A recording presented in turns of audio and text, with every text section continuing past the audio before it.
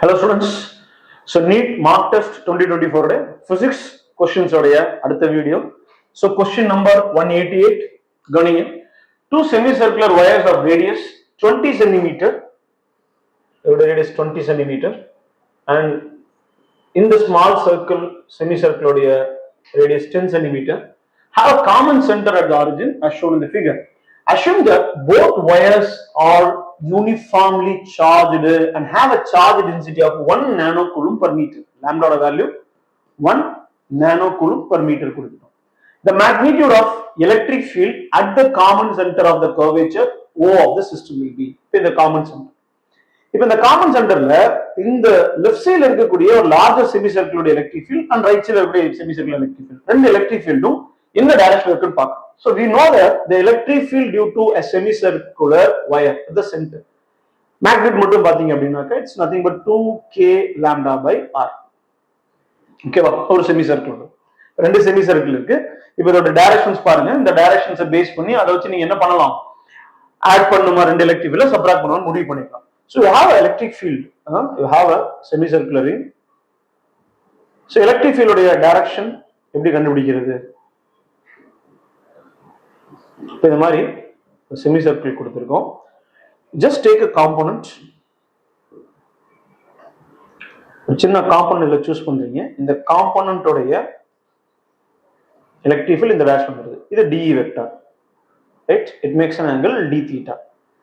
எவ்வளவு ஆங்கிள் இருக்குன்னா தீட்டான்ற ஆங்கிள் இருக்கு. அதே மாதிரி கீழே தீட்டான்ற ஆங்கிள் ஒரு எலிமெண்ட் போர்ஷன் சூஸ் பண்ணுங்க. இந்த எலிமெண்டரி போர்ஷன் அதே d theta. So d vector. இது தீட்டானா கண்டிப்பா இதுவும் தீட்டாவா இருக்கும். இது தீட்டானா கண்டிப்பா இதுவும் theta. So it can separate into components. அப்போ இது டி காஸ் தீட்டா வந்துடும். இவனுடைய காம்பனன்ட்டும் டி காஸ் தீட்டா வந்துடும். ஸோ ரெண்டுமே சேம் மேக்னெட். ஒரே ஆங்கிள் இங்க இருக்கக்கூடிய சார்ஜும் டிக்யூ தான். இந்த எலிமெண்ட்ல இருக்கக்கூடிய சார்ஜும் டிக்யூ தான். அப்போ நீங்க காம்பனன்ட் செலக்ட் பண்ணும்போது DE cos theta ஒரே டாஷ் வந்துருது. ஆனா அதனுடைய vertical component DE sin theta equal and ஆப்போசிட்டா வந்துரும். சோ இப்போ கேன்சல் ஆகுது. அப்போ uncancelled electric field DE cos theta இந்த செக்மெண்ட் உடைய இந்த செமிசர்க்குலர் வயர் உடைய நெட் எலக்ட்ரிக் ஃபீல்ட் இந்த டைரக்ஷன்ல வந்துரும் along right direction. அதே மாதிரி இன்னொரு செமிசர்க்குலர் வயர் நான் இப்படி எடுத்துக்கிறேன். அப்போ அவருடைய நெட் எலக்ட்ரிக் ஃபீல்ட் இதே டைரக்ஷன் தான் இருக்கும் along this axis. அப்போ இந்த பேட்டர்ன்ஸ் வச்சு யோசிச்சு பார்த்தோம்னா இந்த பேட்டர்ன்ஸ் வச்சு பார்க்கும்போது இந்த லார்ஜர் ரேடியஸ் இருக்கக்கூடிய இவருடைய எலக்ட்ரிக் ஃபீல்ட் ரைட் சைடுல இருந்து இருக்கும். ஸோ இதை நான் E1 எடுத்துக்கிறேன். E1 vector. ஸ்மாலர் ரேடியஸ் இருக்கக்கூடிய இந்த செமி சர்க்கிளோட எலக்ட்ரிக் ஃபீல்ட் டுவர்ட்ஸ் லெஃப்ட் வந்துருக்கு. நான் E2 வெக்டார்னு எடுத்துக்கிறேன். ஸோ அப்போ E1 வெக்டாருடைய மேக்னிட்யூட் எடுத்தா என்ன வந்துரும்னா 2k lambda. ரெண்டு பேருக்குமே ஒரே லீனியர் டென்சிட்டி தான் கொடுத்துருக்கும். So can take 2k lambda by r1. E2 என்ன எழுதலாம்? 2k lambda by r2. So இப்போ r1 ஃபர்ஸ்ட் இருக்கிறது r1 வந்து 20 சென்டிமீட்டர் வந்தது. r2 ஸ்மாலர் வந்து 10 சென்டிமீட்டர் எடுத்துருக்கும். அப்போ யாரோட எலக்ட்ரிக் ஃபீல்ட் லார்ஜரா இருக்கும்? E2 தான் லார்ஜரா இருக்கும். இந்த ஸ்மாலர் ரேடியஸ். அப்போ E2 minus E1 இது net electric field. So E2 2k lambda by r2 minus 2k lambda by r1. இப்போ நான் 2k lambda வெளியே எடுத்துறேன். So 1 by r2 minus 1 by r1. Okay. So net electric field equals to 2k becomes 9 in the power of 9 into lambda 1 nanocoulomb in the power of minus 9. So 1 by r2. r2 உடைய value வந்துருது 10 centimetre வந்துருது. Minus r1 1 by 20 centimetre in the power of minus 2. So net எடுக்கும் போது இந்த minus 9 and plus 9 cancel ஆயிரும். It's become 18. இதுல நீங்க என்ன பண்ணலாம்? இதுல 10 20 இருக்கு. 10 காமன் எடுத்துருங்க. 10 into in the power of minus 2 எடுத்துட்டா 1 minus 1 by 2 வந்துரும். So half. So 18 into இது minus 1 மேல போனா plus 1 ஆகும். Okay. இதோட வேல்யூ 1 by 2 எடுத்துக்கலாம். கேன்சல் பண்ணீங்கன்னா இது 9. So of course the value becomes 90 volt per meter. Net electric field becomes 90 volt per meter in the common center. Option 2. Okay. Next question. இது ஒரு சிம்பிள் கொஸ்டின் தான். Which of the following pairs of vectors are parallel அப்படின்னு கொடுத்திருக்கோம். So parallel அப்படின்னா ரெண்டு vectors கொடுத்திருக்கோம். ரெண்டு vectors parallel-ஆ இருந்ததுன்னா a cross b உடைய வேல்யூ வந்து 0 வரணும். வெக்டார்ஸ்ல ரொம்ப முக்கியமான கண்டிஷன். இப்ப ரெண்டு வெக்டார் பர்பெண்டிகுலரா இருக்கு அப்படின்னு சொல்லணும்னா அந்த பர்பெண்டிகுலர் அப்படின்னு அதோட dot product 0. when the two vectors are parallel ஒரே லைன்ல இருக்கு அப்படின்னா அதோட கிராஸ் ப்ராடக்ட் வந்து 0. சரி, இதுல எப்படி சார் கண்டுபிடிக்கிறது? ரெண்டு வெக்டார் வந்து கிராஸ் ப்ராடக்ட்னா ஒவ்வொரு நம்ம கிராஸ் ப்ராடக்ட் இது 0 ன்னு பார்க்கணுமா? No need. நல்லா கவனிச்சு பாருங்க. இதோட கண்டிஷன் என்ன? Suppose I have a vector a vector இப்படி இருக்குமா? ax i cap plus ay j cap plus az k cap இப்படி இருக்கு. another vector b vector bx i cap plus by j cap plus bz k cap இப்படி இருக்கு. இப்போ இது parallel அப்படின்றதுக்கு முன்னாடி முக்கியமான கண்டிஷன் என்ன? a cross b 0 வரணும் இல்லையா? ஆனா a cross b 0 எடுத்துட்டு வந்தனா இதுல ரொம்ப முக்கியமான ரிசல்ட் i கேப்புக்கு முன்னாடி இருக்கக்கூடிய கோஎஃபிஷியன்ட். இந்த b வெக்டார் இருக்குல்ல, அதுல i கேப்புக்கு முன்னாடி இருக்க கோஎஃபிஷியன்ட். இந்த ரெண்டு ரேஷியோ என்ன? அந்த ரேஷியோவும் j கேப்புக்கு முன்னாடி இருக்கக்கூடிய ரேஷியோ ay by by அதுவும் az by bz k கேப்போட கோஎஃபிஷியன்ட். இந்த கோஎஃபிஷியன்ட்ஸோட ரேஷியோ என்ன இருக்கணும்? ஈக்குவலா இருக்கணும். அப்படி இருந்ததுன்னு சொன்னா we can say the two vectors are parallel. இப்போ இதுல பாருங்க, செக் பண்ணுங்க பாப்போம். i கேப்புக்கு முன்னாடி நம்பர் இருக்கு 1/1. இங்க எடுத்தீங்கன்னா 2/5. இரண்டுமே நாட் ஈக்குவல். அப்ப இது parallel கிடையாது. இத எடுத்து பாருங்க 1/1. i கேப்புக்கு முன்னாடி 1, இது 1 இருக்கு. சோ மைனஸ் தான் நீங்க எடுக்கணும். -2 -5 தான் ரேஷியோ சொல்றதுன்னு பாத்துக்கோங்க. அப்ப -10 வந்துருது by -5. கேன்சல் பண்ணா 2, இது 1 வந்துருது. அப்ப இது நாட் ஈக்குவல். இத செக் பண்ணி பாருங்க. 1/1 -5 by -10. இப்ப கேன்சல் பண்ணீங்கன்னா என்ன வந்துருதுன்னா 1/2 வந்துருது. 1/2 not equal. Last one 1/2 equals to இதோட வேல்யூ -5 by -10. சோ கேன்சல் பண்ணீங்கன்னா இது 1/2. So 1/2 equals to 1/2. இப்போ இந்த ரேஷியோ கரெக்ட்டா மேட்ச் ஆகுது. அப்ப இது ax ன்னு எடுத்துக்கிறீங்க, இது ay, இது bx எடுத்துக்கிறீங்க, இது by. நான் ரெண்டு காம்பவுண்ட் மட்டும் தான் இருக்கு. i கேப் j கேப் மட்டும் தான் இருக்கு. k கேப் இல்ல. அப்ப ax by bx, ரைட்? அடுத்து ay by by. இந்த ரேஷியோ ஈக்குவலா இருந்ததுனால இது parallel தான். நீங்க டைரக்டா இந்த ரேஷியோ வச்சு எழுதிடலாம். ஒவ்வொரு தடவையும் நீங்க டிடர்மினன்ட் ஃபார்ம் போய் கண்டுபிடிக்கணும்ன்ற அவசியம் இல்லை. சரிங்களா? நெக்ஸ்ட் क्वेश्चन போலாம்.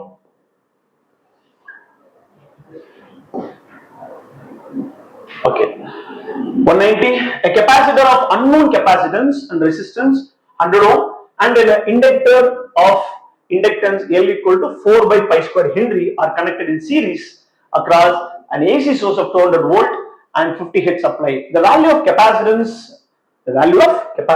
C என்னன்னு தெரியும். If the current is in phase with the voltage. ஒரு மூணு காம்போனன்ட்டுமே நீங்க AC வோல்டேஜ் கனெக்ட் பண்றீங்க. So it become L, a capacitance C and a resistance R. மூணுமே இருக்கு. மூணுமே அப்ளைட் வோல்டேஜ் கொடுத்துட்டோம். இந்த அப்ளைட் வோல்டேஜ் வந்து ஒரு சைனசாய்டல் வோல்டேஜா இருக்க போகுது. ஆல்டர்னேட்டிங் வோல்டேஜ் தான். இப்போ இதுல போகக்கூடிய கரண்ட் டைரக்ஷன் மாறிட்டு தான் இருக்கும். இந்த voltage V and I are in phase ன்னு சொல்லிட்டாலே அது என்ன கண்டிஷன்? ரெசோனன்ஸ் உடைய கண்டிஷன். ரெசோனன்ஸ். அப்ப ரெசோனன்ஸ்னா கண்டிப்பா the inductive reactance must be equal to capacitive reactance. இதான் கண்டிஷன். இப்போ இத வச்சு தான் என்ன பண்ண போறோம்னா இந்த கெபாசிட்டருடைய unknown capacitance என்னன்னு கண்டுபிடிக்க போறோம். ஓகே. XL ஃபார்முலா வந்து L omega. XC 1 by C omega. You are supposed to find C. அப்போ இங்க என்ன வந்துரும்? 1 by omega squared L. Sir omega squared L அப்படின்றது 2 pi f the whole square into L. அப்போ இங்க பாருங்க C is equals to 1 by 4 pi square f square into L. இப்போ நீங்க என்ன பண்ணலாம்? என்னென்ன வேல்யூஸ் தெரியுமோ சப்ஸ்டிட்யூட் பண்ணுங்க. 4 pi square அப்படியே வச்சுக்கோங்க.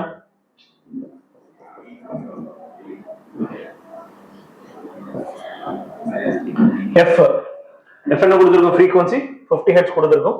so 50 square into L value பாருங்க 4 by pi square. so இது cancel பண்ணிரோம். so C is equals to 1 by 4. 50 square வந்துருது. நீங்க என்ன பண்ணிக்கலாம்? இப்படி பிரிச்சுக்கலாம். 4 into 50 4 into 50, ரைட்? இப்படி பிரிச்சுக்கோங்க. எடுத்துட்டீங்கன்னா வேல்யூ நான் இங்க எழுதுறேன். so it becomes 25 கூட வந்துரும். எடுத்துக்கலாம். இப்படி கூட எடுத்துக்கலாம். so 1 by இது 200, இது 200. ஓகே. அதோட வேல்யூ வந்து பாத்தீங்கன்னா 1 by 4. so 1 by 4 into இது 10 to the power of 4 numerator போனா -4 ஆயிரும். so இது 0.25 into 10 to the power of -4 இது -2 கொடுத்துட்டீங்கன்னா 25 into 10 to the power of -6 farad. அப்போ capacitance only 25 microfarad. Option 4, unknown capacitance value. Just ஒரு condition தான். Current is in phase with the applied voltage na the resonance. Resonance கண்டிப்பா XL equal to XC இருக்கணும். Okay. அடுத்த question. So four bodies A, B, C and D are projected with equal speeds having an angles of projection 15 degree, 30 degree, 45 and 60 with the horizontal respectively. The body having shortest range. Body having the shortest ranges. So projectile motion பொறுத்த வரைக்கும் so x axis and y axis நீங்க throw பண்ணக்கூடிய இந்த projectile இப்படி travel பண்ணுது. So this is the angle of projection. இப்போ range அப்படின்றது formula u square sin 2 theta by g. அப்ப range யாருக்கு மினிமமா இருக்குன்னு கேக்குறாங்க, ஷார்ட்டஸ்ட் யாருக்கு இருக்குன்னு கேக்குறாங்க, ரைட்? இப்போ பாருங்க theta and 90 minus theta க்கு range ஈக்குவலா இருக்கும். இது முக்கியமான கண்டிஷன், சரிங்களா? 30 டிகிரிக்கு 60 டிகிரி ஈக்குவலா இருக்கும். அப்ப இந்த இடத்துல r மினிமமா இருக்குன்னா இந்த வேல்யூ என்ன இருக்கும், மினிமமா இருக்கும், ஸ்மாலர் ஆங்கிளா இருக்கும். அப்ப 2 theta மினிமம் அப்படின்னா அப்ப கண்டிப்பா theta என்ன இருக்க போகுது, மினிமம். யாருக்கு ஸ்மாலஸ்ட் வேல்யூ இருக்கோ, யாருக்கு மினிமம் வேல்யூ இருக்கோ அவனுடைய ரேஞ்ச் தான் என்ன இருக்க போகுது, மினிமமா இருக்க போகுது. அப்ப இருக்கிறதுலே பாருங்க ப்ரொஜெக்டைல் A க்கு வந்து எவ்வளவு இருக்கு, 15 டிகிரி கொடுத்திருக்கும், B 30 டிகிரி, C 45 D. அப்ப இருக்கிறதுல ஆங்கிள் மினிமமா இருக்குது இவனுக்கு தான். அப்ப அவனுடைய ரேஞ்ச் தான் மினிமமா இருக்கும். Body having the shortest range is A. Okay. So next question. So a body is subjected to 3 concurrent forces is found to be in equilibrium. The resultant of any 2 forces is a concurrent ஒரே பாயிண்ட்ல ஒரே பிளேன்ல act ஆகக்கூடிய forces. இப்போ இந்த ஒரு point இருக்கு, இந்த particular பாயிண்ட்ல ஆக்ட் ஆகக்கூடிய ஃபோர்சஸ் 3 ஃபோர்ஸ் எடுத்துக்கும். F1 vector, F2 vector, 3 ஃபோர்ஸ்மே act ஆகி ஈக்விலிபிரியம்ல இருக்கணும். அப்ப நெட் ஃபோர்ஸ் இங்க 0 வரணும். இப்ப இந்த 2 ஃபோர்ஸ் ஆக்ட் ஆயிருக்கு. நெட் ஃபோர்ஸ் அப்படின்னா இந்த 3 ஃபோர்ஸையும் நீங்க வெக்டர் சம் எடுக்கிறீங்க. இதோட வெக்டர் சம் என்ன வரணும், 0 ன்னு வரணும். ஓகே. இப்போ ஓவர் கண்டிஷனா பாருங்க, the resultant of any 2 forces, the resultant of any 2 forces. இப்போ இந்த 2 ஃபோர்ஸோட ரிசல்டன்ட் எடுங்க, இதான் ரிசல்டன்ட் ஃபோர்ஸ். அப்ப ஈக்விலிபிரியமா இருக்கணும்னு சொன்னா இது resultant force. Third force first பாருங்க is equal to the third force. இவன் FR வெக்டார் அப்படின்னா FR வெக்டார் வந்துருச்சு. இப்ப கண்டிப்பா இந்த தேர்ட் ஃபோர்ஸ் என்ன இருக்கணும், இவனுடைய வேல்யூ ஈக்குவலா இருக்கணுமா, equal to the third force. இப்போ இது வந்து ஃபார் எக்ஸாம்பிள் ஒரு 5i cap plus 5j cap வருதுன்னு வைங்களேன். இப்போ இதுவும் என்ன இருக்கும், அதே 5i cap minus 5j cap இருந்ததுன்னா plus 5j cap இருந்ததுன்னா 0 வர முடியும். அப்ப equal to first option correct, is equal to the third force. அடுத்த ஆப்ஷன் பாருங்க is opposite to the third force. Yes, of course இது கண்டிப்பா என்ன இருக்கும், இந்த FR vector the resultant force opposite இருக்கணும், is opposite to the third force. is collinear with the third force. collinear straight line ல வருது, இது பிளேன்ல இருக்கு. F1 F2 F3 ன்றது ஒரு பிளேன்ல இருக்கு. F1 F2 கம்பைன் பண்ணி ரிசல்டன்ட் ஃபோர்ஸ் எடுக்கிறீங்க. இந்த ரிசல்டன்ட் ஃபோர்ஸ் F3 க்கு எப்படி இருக்கு பாருங்க, ஒரே லைன்ல இருக்கு, collinear. அப்ப so all the 3 options are correct, all of these. Okay, thank you. Hello students, NEET mock test 2024 oda physics question discussion oda next video, question number 193. question gavaniga, considering the following statements A and B, identify the correct choice in the given answers. Statement A, in a head-on perfectly elastic collision, head-on one dimensional perfectly elastic collision between 2 bodies of equal masses. Equal masses, one body is moving and other is at rest. The transfer of kinetic energy is maximum. So one body is at rest, another body is moving with certain velocity u. Okay. So after that, what will happen? இவனுடைய velocity v1 எடுத்துக்கோ, இவனுடைய velocity v2 எடுத்துக்கோ. சரியா, identical mass இருக்கு. இப்ப kinetic energy எப்படி இருக்குன்னு பாருங்க. இப்ப இவனுடைய மொமெண்டம் வந்து mu ன்னு வந்துரும், இவனுடைய மொமெண்டம் கிடையாது 0, ரைட்? இப்ப இவனுடைய மொமெண்டம் mv1, இவனுடைய momentum mv2, right? By conservation of momentum we can write mu equals to mv1 plus mv2. ஓகேங்களா? இப்ப எனக்கு v1 v2 என்னன்னு கால்குலேட் பண்ணனும். So we can go with m cancel பண்ணிருங்க. m cancel பண்ணீங்கன்னா v1 plus v2 equals to u ன்னு வந்துரும். Okay. அடுத்து by coefficient of restitution v2 minus v1 divided by u1 minus u2. So perfectly elastic கொடுத்துட்டாங்க. அப்ப e ஓட value 1 தான். v2 minus v1 divided by u1 minus u2. u1 u, u2 வந்து 0 வந்துருது. அப்ப இந்த ஈக்குவேஷனை நீங்க மாத்துனீங்கன்னா v2 minus v1 equals to u. இந்த ரெண்டு ஈக்குவேஷன் நீங்க கம்பேர் பண்ணுங்க. இப்படி கம்பேர் பண்ணீங்கன்னா we get இங்க எழுதிறேன். So v2 plus v1 equals to u V2 minus V1 equals to U. So they cancel பண்ணியாச்சுன்னா 2V2 equals to answer என்ன வந்துருது 2U. அப்ப V2 equal என்ன வேல்யூ வந்துருமா U.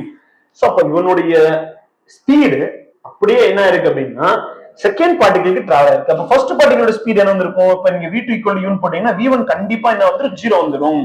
அப்போ V1 0 ஆயிடுச்சு, V1 ஸ்பீட் 0 ஆயிடுச்சு, இது ரெஸ்ட்டுக்கு வந்துருது. இந்த ஆப்ஜெக்ட் என்ன ஆகுது? U ஸ்பீட்ல போகுது. அப்ப இவன் இருக்கக்கூடிய கைனடிக் எனர்ஜி கம்ப்ளீட்டா என்ன ஆயிருது? செகண்ட் ஆப்ஜெக்ட் டிராவல் ஆகுது, செகண்ட் ஆப்ஜெக்ட்க்கு கம்ப்ளீட்டா ட்ரான்ஸ்ஃபர் ஆயிருது. அப்போ இங்க சொல்ல கண்டிஷன் பாருங்க, head on perfectly elastic collision, two bodies of equal masses, one of body is moving and where is rest, the transfer of kinetic energy is maximum. Yes, happen. இருக்கிற மொத்த kinetic energy அவங்களுக்கு போயிருச்சு, அப்ப transfer of kinetic energy is maximum. அப்போ statement A is correct. Statement B பாருங்க, in a head on perfectly inelastic collision, perfectly inelastic collision, the colliding particles stick together and move the common velocity. Yes, of course, ரெண்டு particle இருக்கு, ரெண்டு பார்ட்டிகிள்ல ஏதாவது ஒரு particle ரெஸ்ட்ல இருக்கு, இன்னொரு particle move ஆகும்னா after collision A B ரெண்டுமே இருக்கலாம், ரெண்டுமே ஒண்ணா அட்டாச் ஆகும், அது காமன் வெலாசிட்டில போகும். இந்த கண்டிஷன் வந்துட்டாலே stick together and move the common velocity அது என்னது? perfect elastic தான். So statement B is correct. அப்ப both statement A and B are correct. Okay. Next question. A rod of length 2L is bent as shown in the figure. Coordinates of center of mass are coordinates of center of mass. இப்போ எப்படி sir coordinates check பண்றது? இப்போ இது ஃபுல்லாவே வந்து பாத்தீங்கன்னா mass, இதோட mass வந்து நீங்க m ன்னு எடுத்துக்கோங்க, ஈக்குவல் தான், லென்த் இது L வருது, இது L வருது, அப்ப இதோட மாஸ் வந்து மொத்தமா 2m, அப்ப இவனுடைய மாஸ் m ன்னு எடுத்துக்கலாம். Okay. So coefficient of centre of mass you have formula, xm எடுக்கும்போது m1 x1 plus m2 x2 divided by m1 plus m2. xm எடுத்து பாருங்க. இப்போ இவனுக்கு x கோஆர்டினேட் வந்து இங்க வரவே இல்லை, அப்ப இங்க x வந்து 0, y ஓட இறந்துரும் half, ரைட்டா? இந்த செகண்ட் மாஸுக்கு இது m2 ன்னு எடுத்துக்கோங்க, இது m1. ஓகே. இப்போ இவனுக்கு கரெக்ட்டா சென்டர் ஆஃப் மாஸ் வந்துரும் L/2 வந்துரும், y ஓட வேல்யூ பாத்தீங்கன்னா L, சரிங்களா? இது x 0 மா, இந்த m1 உடைய சென்டர் ஆஃப் மாஸ் இந்த இடத்துல வருமா, அப்ப இவனுக்கு x பொசிஷன் 0, y வேல்யூ வந்து L/2 வந்துருது. இந்த ஹரிசாண்டலா இருக்கக்கூடிய இந்த ராடுக்கு சென்டர் ஆஃப் மாஸ் இதுல பாதி x வந்து இங்க வந்துருது, L/2 வந்துருது, y ஓட வேல்யூ L. இதுல சப்ஸ்டிட்யூட் பண்ணி பாருங்க, xm ஓட வேல்யூ ஈக்குவல்ஸ் டு, உங்களுக்கு நல்லா கவனிச்சு பாத்தீங்கன்னா தெரியும், வெறும் xm மட்டும் கால்குலேட் பண்ணீங்கன்னா போதும், ஆப்ஷன் செலக்ட் பண்ணிக்கலாம். சோ m1 வேல்யூ m ன்னு எடுத்துக்கிறேன், x1 வேல்யூ வந்து 0 வந்துருது, பிளஸ் m2 வேல்யூ m, அதோட value L/2, m1 plus m2 m. So இது கேன்சல் ஆற m எடுத்துட்டீங்கன்னா, so m into L/2 divided by 2m, so m cancel பண்ணீங்கன்னா your answer வந்துருது L/4. xm க்கு L/4 ஒரே ஆப்ஷன் தான் இருக்கு. You can check ycm also. ycm எடுக்கறீங்க, center of mass of the system m1 y1 plus m2 y2 divided by m1 plus m2. இப்போ m1 value m வந்துருது, y1 value என்ன போடுறோம் L/2, m2 value வந்து m, இவனுடைய y2 value என்ன வந்துருது L divided by m plus m. So இந்த m எடுத்து கேன்சல் பண்ணி டினாமினேட்டர் வந்துரும், அப்ப இது 3L/2 வந்துரும், டினாமினேட்டர் 2, அப்ப என்ன ஆன்சர்மா 3L/4. Option 3, center of mass of this bent rod. Okay, so next question. Going in, the cross sections of the pipe at 2 points A and B are in the ratio 1:4. so A ல இருக்கக்கூடிய cross section 1 வருது, B ல இருக்கக்கூடிய cross section 4 வருது, right? இப்படி இருக்கு, இது A end, இது வந்து B இப்படி இருக்குன்னு வெச்சுக்கோங்க. சோ இவனுடைய cross section ஏரியா x அப்படினு சொன்னா இவனுடைய cross section ஏரியா 4x வந்துது, 1:4 ஓட ஏரியால வந்து on ரேஷியோல வந்து. if the speed of water flowing through the pipe at a point A is V, இங்க போகக்கூடிய பைப்போட ஸ்பீட் V னா இங்க இருக்கக்கூடிய வாட்டரோட ஸ்பீட் என்ன? so it is based on the equation of continuity. so AAVA is equals to ABVB, the ideal fluid தான். அப்போ உங்களுக்கு இங்க equation of continuity அப்ளை பண்ணலாம். இப்போ உங்களோட cross sectional area கொடுத்தாச்சு, cross sections of the pipe 1:4 னு கொடுத்தாச்சு. அப்போ உங்களுக்கு VB is equals to AA by AB into VA. so இந்த ratio 1/4, VA வேல்யூ என்னது V, becomes V by 4. அப்போ உங்களுக்கு இங்க V ஏரியா இந்த அளவுக்கு ஸ்மாலர் ஆகும், அப்ப A V கான்ஸ்டன்ட் கொடுத்தாச்சு. அப்போ V is inversely proportional to area. Area larger ஆனா V என்ன ஆகுது, ரெடியூஸ் ஆகும், டைரக்டா கொடுத்தாச்சு. அப்ப ஆன்சர் என்ன இருக்கும், V by 4, option 2. Okay. Next question. Listen, 196. A body of length 1 meter having a cross section area 0.75 meter square has heat flow through it at the rate of 6000 joule per second. Rate of flow of heat கொடுத்திருக்காங்க. The difference between the two ends of the conductor if the K thermal conductivity 200 joule per meter per Kelvin is. அப்போ ஒரு slab எடுத்தாச்சு. இந்த ஸ்லாப்ல ஒரு எண்ட்ல இருக்கிற temperature T1 degree Celsius, another எண்ட்ல இருக்கிற temperature T2 degree Celsius. If T1 is greater than T2 na, the heat will flow in this direction. The amount of heat flows through the slab becomes equals to K A delta T by delta X into T. இல்லையா? இதான் வந்து heat flow ஆகுது. K thermal conductivity, A cross section area, the cross section area, temperature difference and delta X. Delta X is going to be length of this portion. அப்போ இதோட rate of flow of heat கேட்டா dq by dt எடுத்துட்டீங்கன்னா you will get expression K A delta T by delta X. அப்ப இந்த information கொடுத்துட்டாங்க. எவ்வளவு இருக்கு? 6000 இருக்கா? 6000 joule per second. K is also given. K எவ்வளவு கொடுத்திருக்கும் பாருங்க, 200. யூனிட் நல்லா பாத்துக்கணும், joule per meter per Kelvin. ஏன்னா டைம் இங்க வந்துட்டனால, ரைட்? கிராஸ் செக்ஷனல் ஏரியா கொடுத்தது 0.75 and delta T temperature difference என்னன்னு தெரியாது by delta X. delta X ஓட வேல்யூ பாருங்க 1 மீட்டர் லெந்த் கொடுத்தாச்சு. ஓகே, இப்போ ரிமைனிங் இருக்கிறது மட்டும் இங்க எடுத்துட்டு வாங்க. delta T is equals to என்ன இன்ஃபர்மேஷன் வந்து பாருங்க, இதை கேன்சல் பண்ணிருங்க. இதை கேன்சல் பண்ணீங்கன்னா அது 30 வந்துரும். அப்போ 30 divided by 0.75 and it also be done as 75 by 100. 100 மேல கொண்டு போயிடலாம், ரைட்? இதை கேன்சல் பண்ணீங்கன்னா 3 டைம்ஸ் வந்துரும். இதை கேன்சல் பண்ணீங்கன்னா 4 4 by 3. இப்போ இதை கேன்சல் பண்ணா 10.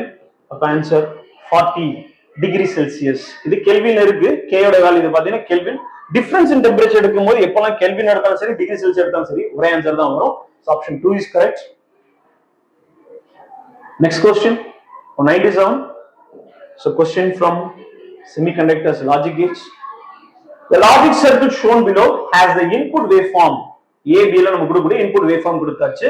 As shown in the figure, the pick out the correct output waveform. Pick out the correct output waveform.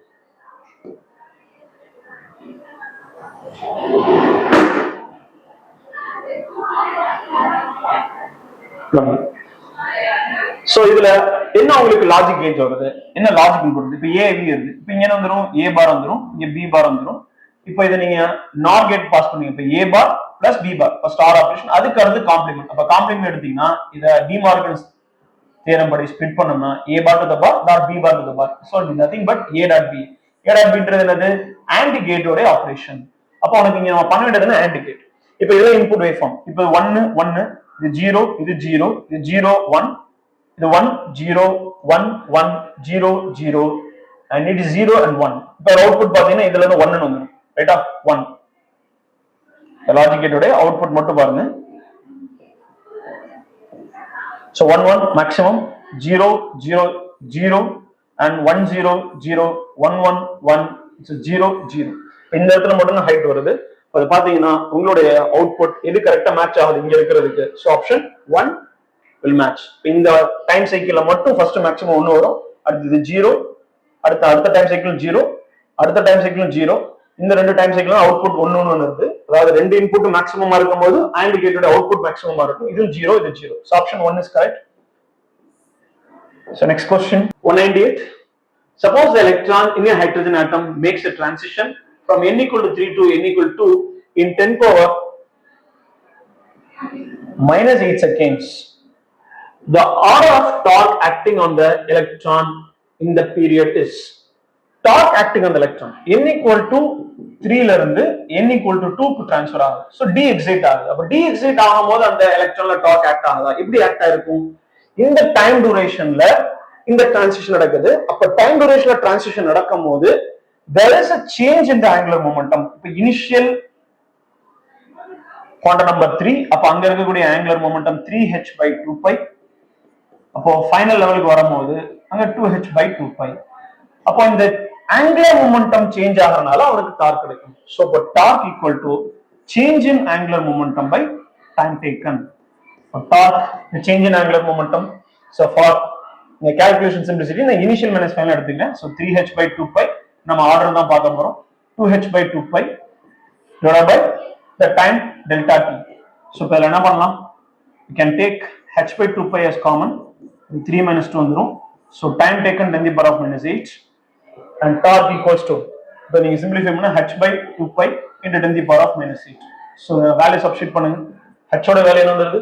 6.63 into 10 to the power of minus 34 by 2 pi value 3.14 into 10 to the power of minus 8. இப்போ இதை simplify பண்ணீங்கன்னா 6.63 by 6.28 multiply பண்ணுங்க.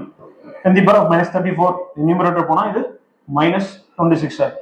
இப்போ இது cancel பண்ணீங்கன்னா almost value ஒன்று தான். உங்களுக்கு கொடுத்துருக்க ஆப்ஷன் எல்லாமே பாருங்க. இந்த முன்னாடி இருக்க மேக்னெட் எல்லாமே 1.05. Can take this as 1.05. Granted தான். இது நீங்க டைரக்டா எழுதிக்கலாம். ரிமைனிங் இருக்க இந்த பவர்ஸ் மட்டும் பாருங்க. வரது 10 to the power of minus 26. அப்போ option 1.05 into 10 to the power of minus 26. So torque actingனா இங்க angular momentum change ஆகுது இந்த டைம்ல. அப்போ change in angular momentum by time will be the torque. Okay. Next question. So the question dimensionsல இருந்து so magnetism matter இருந்து கேட்டிருக்கோம். பாருங்க, there are physical quantities in column 1 and dimensional formula of column 2 match the column 1 and 2. இப்போ இதுல பாக்குறீங்க, இதுல options வந்து நீங்க ஈஸியா என்ன பண்ண முடியும், செலக்ட் பண்ண முடியும். எப்படின்னா susceptibility question கேட்டிருக்கோம். So இது B, இது C, இது D. Susceptibility is nothing but the ratio between intensity of magnetization and magnetizing field intensity. ரெண்டுமே சேம் யூனிட் இருக்கக்கூடிய ஒரு குவாண்டிட்டி. அப்போ இந்த மேக்னெட்டிக் சசப்டிபிலிட்டி கையம் இந்த குவாண்டிட்டிக்கு யூனிட் கிடையாது, டைமென்ஷன் கிடையாது. அப்ப டைமென்ஷன் இல்ல அப்படின்னா இவனுடைய டைமென்ஷன்ஸ் என்ன எழுதலாம்? m power of 0, l power of 0, t power of 0 எல்லாமே வந்து. அப்போ சசப்டிபிலிட்டியோட டைமென்ஷன் என்னது? m power 0, l power 0, t power 0, a power 0. அப்போ ஆப்ஷன் சி க்கு p. ஆப்ஷன் சி க்கு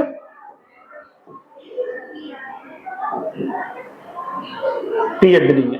பஸ் ஆப்ஷன் சி க்கு p இருக்கு, ஆப்ஷன் 3 இருக்கு, 1 இருக்கு. ரைட்டா? இத வச்சுக்கோங்க. அடுத்து உங்களோட நோன் குவாண்டிட்டி பாருங்க. For example you can take magnetic induction.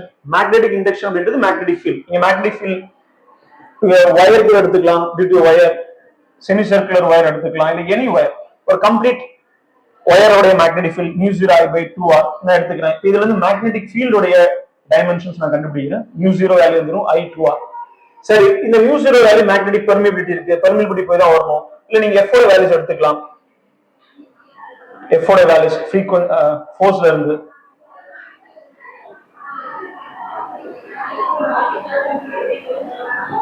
so force F is equals to B QV sin theta. So B becomes F divided by QV.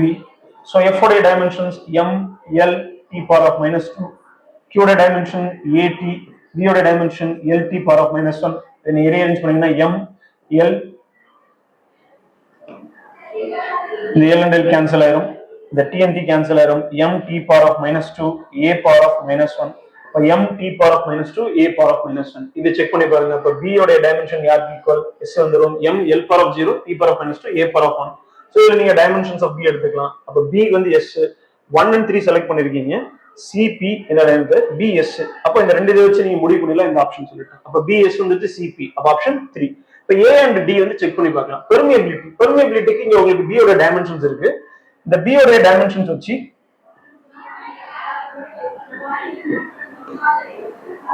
நீங்க μ0 பெர்மியபிலிட்டி ஓட டைமென்ஷன்ஸ் கண்டுபிடிக்கலாம். ஃபார்முலா கொடுத்துருங்க. b is equals to μ0 I by 2r. ஒரு complete circle உடைய சென்டர்ல வரக்கூடிய magnetic field. இப்போ இங்க μ0 உடைய பெர்மியபிலிட்டி உடைய மேக்னெட்டிக் பெர்மியபிலிட்டி அவனுடைய dimensions b into 2r divided by I. So b உடைய டைமென்ஷன்ஸ் இங்க இருக்கு. m t power of minus 2, a power of minus 1, or length current a. இந்த டைமென்ஷன்ஸ்ல m l t power of minus 2, a power of minus 2. Okay, dimensions of b இங்க கண்டுபிடிச்சிருக்கோம். டைரக்டா எழுதியாச்சு. m t power of minus 2, a power of 1, r வந்து length தான். so l a எழுதியாச்சு. அப்போ permeability உடைய dimensions μ0 m l t power of minus 2, a power of minus 2. அப்ப a ஓட ஆன்சர் r. இப்போ a ஓடது r வந்துருச்சு. intensity of magnetization. so intensity of magnetization m இதோடைய யூனிட் வந்து ஆம்பியர் per meter. ஃபார்முலா பாத்தீங்கன்னா magnetization unit the net magnetic dipole moment by unit volume. so இதோடைய unit வந்து ampere metre வந்திருக்கு. இப்ப ampere metre வந்துச்சுன்னா m power of 0, l power of 0 ampere, l power of t power of 0, l power of minus 1. எடுத்தோம்னா m 0, L power of minus 1, T power of 0, A power of minus 1. அப்ப D ஓட இது cube. So option 3 correct dimension. So first சொன்ன மாதிரி இதில் நீங்க select பண்ணிரலாம். susceptibility dimensions கிடையாது. M power of 0, L power of 0, T power of 0, A power of 0 இந்த ஆப்ஷன்ஸ் வச்சு நீங்க முடிவு பண்ணிடலாம். Okay. So next question. So last question from ray optics. A plane mirror is placed at the bottom of a tank containing a liquid of refractive index mu. The liquid refractive index mu இருக்கு. P is a small object at a height h above the plane mirror. Observer outside the liquid observes the P and its image in the mirror. The object in the image in the apparent distance between these two will be. The object க்கும் image க்கு apparent distance என்ன question கேட்டிருக்காங்க. So first of all இது mirror இல்லாம நீங்க பாருங்க. mirror இல்லாம observer இங்க இருந்து பார்க்கறாரு. இதோட real depth d ன்னு எடுத்துக்கலாம். object ஓட பொசிஷன் என்ன கொடுத்திருக்கோம் bottom of the tank ல இருந்து height h ல இருக்கு. So அப்ப surface ல இருந்து பார்க்கும்போது இவனோட depth எவ்வளவு இருக்குன்னா d minus h. without mirror இத பாக்குறீங்க. இப்போ இந்த without mirror இந்த ஆப்ஜெக்ட்ட பார்க்கும்போது இவனுக்கு apparent distance என்ன வரும் apparent height என்ன வரும் we know that real depth mu is equals to real depth by apparent depth இந்த ரேஷியோ தான் வந்து mu இப்போ இது first case without mirror the apparent depth பாக்குறீங்க so apparent depth equals to so real depth பாத்தீங்கன்னா d minus h divided by refractive index mu இது apparent depth so இத என்ன பண்ணிரோம் y1 எடுத்துக்கலாம் okay apparent depth அடுத்து with mirror நீங்க பாக்கும்போது இந்த mirror நீங்க place பண்ணியாச்சு with mirror பாக்கும்போது இந்த ஆப்ஜெக்ட் உடைய virtual image கீழ வந்துருமா அப்போ அதே distance h ல வந்து image form ஆகும் அப்ப surface ல இருந்து இந்த ஆப்ஜெக்ட்ட பாக்கும்போது இதோட real depth எவ்வளவு வந்துரும் d plus h வந்துருமா எஸ் surface ல இருந்து இந்த ஆப்ஜெக்ட் உடைய image mirror ல இருந்து தெரியற image பாக்க அப்ப d plus h அப்போ இங்க apparent depth உடைய வேல்யூ y2 எழுதினா becomes d plus h by mu okay so இந்த ரெண்டு apparent depthக்கு இடையில இருக்க distance தான் பார்க்கறோம் so y2 minus y1 it is a separation distance between these two அப்ப y2 இங்க இருக்கிற value d plus h by mu minus d minus h by mu அப்ப இத சிம்பிளிஃபை பண்ணா we get mu d plus h minus d plus h அப்ப cancel ஆயிடும் so 2h by mu will be the separation distance question கேட்டிருக்குது observer p and its image அப்போ இந்த mirror இல்லாம ஒரு பாயிண்ட்ல apparent depth இருக்கும் மிரர் வைக்கும் ஒரு apparent depth இது ரெண்டுக்கு இருக்கக்கூடிய செப்பரேஷன் டிஸ்டன்ஸ் கேட்டிருக்காங்க so y2 minus y1 becomes 2h by mu your options is 2 okay so thank you